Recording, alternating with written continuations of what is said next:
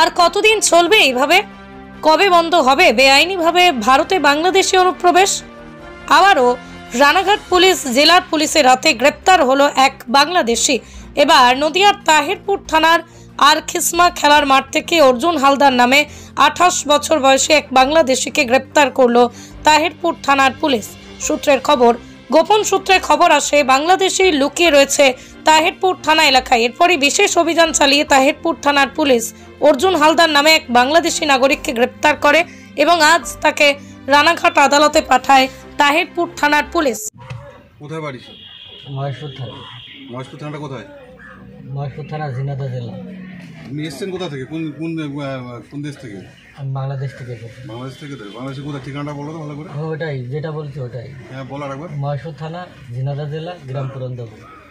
থানা? থানা মহেশপুর। মহেশপুর। এখানে কোথায় এসছেন?